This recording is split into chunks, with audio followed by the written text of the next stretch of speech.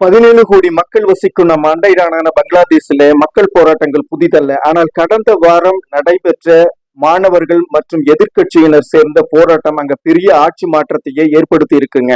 பங்களாதேஷின் பிரதமர் ஹசீனா பேகம் அந்த நாட்டை விட்டு விரட்டி அடிக்கப்பட்டு இந்தியாவில தஞ்சம் புகுந்திருக்கிறாரு. அப்படி என்னதான் ஹசீனா பேகத்தின் ஆட்சியின் கீழ் தவறுகள் நடந்ததுன்னு வாங்க ஒவ்வொன்னா பார்க்கலாம். வணக்கம், நான் உங்கள் முத்து விஜயராஜ் யூடியூப் சேனலுக்காக வாங்க வீடியோக்குள்ள போலாம்.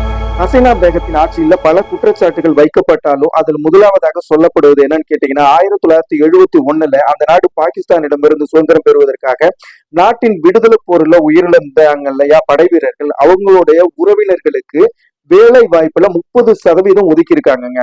இதுதான் மிகப்பெரிய குற்றச்சாட்டாக அந்த ஆட்சியின் முன் வைக்கப்பட்டது. இந்த ஒதுக்கீட்டு முறை பாரபட்சமானது அப்படின்னு சொல்லிட்டு பெரும்பான்மையான மாணவர்கள் போராட்ட களத்துல குதிச்சு போராடி இருக்காங்க. பல்கலைக்கழகத்துல அமைதியான முறையில் தொடங்கிய ஆர்ப்பாட்டமானது நாளடைவில் நாடு தழுவிய புரட்சியாக வெடிச்சிருச்சுங்க. காவல்துறையும் பங்களாதேஷோட சட்ரா லீக் என்று அழைக்கப்படும் அவாமி லீக் கட்சியின் மாணவர் பிரிவினைகளும் அமைதியான ஆர்ப்பாட்டக்காரர்களுக்கு எதிராக மிருகத்தனமான நடவடிக்கைகள் மேற்கொண்டதாக போராட்டக்கார மாணவர்கள் தெரிவிச்சிருக்காங்க. இதுவரை நடந்த சம்பவங்கள்ல 100க்கு மேற்பட்டவங்க கொல்லப்பட்டிருக்காங்க. மாணவர் போராட்டம் என்ற எல்லையை கடந்து அனைத்து தரப்பும் மக்களின் புரட்சியாக வெடித்திருக்கிறது என்பதே உண்மை. வேலை வாய்ப்பு இல்லையான்னு கேட்டீங்கன்னா அப்படிலாம் சொல்ல முடியாதுங்க. ஏன்னா வங்கதேசம் உலகில் வளர்ந்து வரும் பொருளாதார நாடுகளில் ஒன்றாக பார்க்கப்படுகிறது. ஆனா படிச்ச பட்டதாரிகளுக்கு வேலை இல்லைன்றதுதான் மிகப்பெரிய குற்றச்சாட்டு. சுமார் 1.8 கோடி வங்கதேச இளைஞர்கள் வேலை இல்லாமல் போராடி வருவதாக சொல்லப்படுகிறது. வங்கதேசம் ஆயத்த ஆடைகள் தயாரிப்பு, அதாவது ரெடிமேட் வியர் கிளாத்திங் ஏற்றுமதியில் உலக சந்தைக்கு வருடத்துல $40 பில்லியன், அதாவது இந்திய மதிப்புல சுமார் 3.3 லட்சம் கோடி ரூபாய் வரை ஏற்றுமதி செய்து சம்பாதிக்குதுங்க. ஆனால் பிரச்சனை என்னன்னு கேட்டீங்கன்னா, இந்த துறையில 40 லட்சம் பேர் வேலை பார்த்தாலும் அவங்கள பெரும்பாலானவர்கள் பெரிய அளவுல படிக்காதவங்க. அதனால பட்டம் பெற்ற இளைய தலைமுறைகளுக்கு இந்த தொழிற்சாலையில வேலை பெருசா இல்லைங்க. ஹசீனா பேகத்தின் 15 ஆண்டுகால ஆட்சியில கீழே தலைநகர் டாக்கா புதிய சாலைகள், பாலங்கள், தொழிற்சாலைகள், மெட்ரோ ரயில் என பல்வேறு புதிய வளர்ச்சி மாற்றங்கள் நடந்திருக்கு.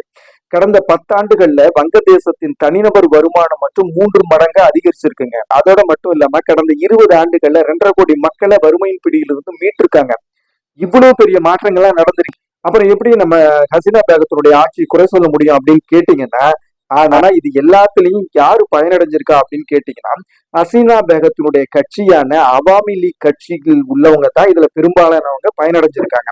இது மட்டும் இல்ல, அங்க வேலை பார்த்த முன்னாள் ராணுவ தலைவர், முன்னாள் காவல்துறை தலைமை அதிகாரி, மூத்த வரி அதிகாரிகள், இவர்கள் மேல எல்லாம் பல பெரிய ஊழல் குற்றச்சாட்டுகள் வைக்கப்பட்டுச்சுங்க. ஆனா அவங்க அதை ஒன்ன கூட அவங்க பெருசா எடுத்துட்டு விசாரிக்கல, நடவடிக்கையும் அந்த அம்மா எடுக்கல. இங்க அரசாங்க ஒப்பந்தத்திற்கு லஞ்சம் கொஞ்ச லஞ்சம் இல்ல, அவ்வளவு லஞ்சம் வாங்கியிருக்காங்க. சாதாரண பியூன் ஒருத்தவர் 280 கோடி வரை சொத்து சேர்த்திருக்காருன்னா பாத்துங்க. அதை மட்டும் இல்லாம அவரு ஒரு சாதாரண நிகழ்ச்சிக்கு போறதா இருந்தா கூட ஹெலிகாப்டர்ல போய் இறங்கி இருக்காரு. ஒரு காலத்துல ஹசீனா பேகத்தினுடைய நெருங்கிய கூட்டாளியா இருந்த முன்னாள் காவல்துறை அதிகாரி மில்லியன் கணக்குல டாலர் சேர்த்து வச்சிருக்காருங்க.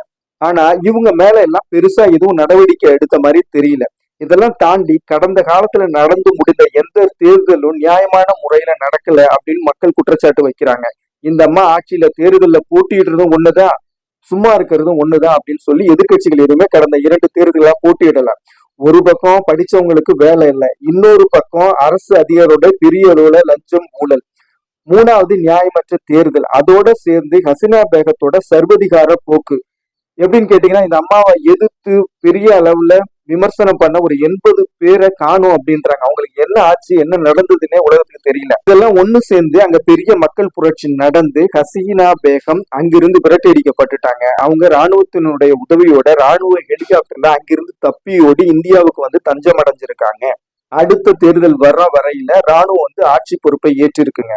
மக்களின் தேவைகள் எங்கு முற்றிலுமாக மறுக்கப்படுகிறதோ அல்லது ஆட்சியாளர்களின் அதிகாரம் எல்லை மீறி சர்வதிகாரமாக மாறுகிறதோ அங்குதாங்க புரட்சி நடக்கிறது.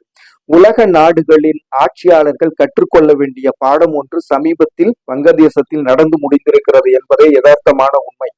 நன்றி, வணக்கம். உங்கள் முத்து விஜயராஜ் கிரிக்கெட் சேனலுக்காக.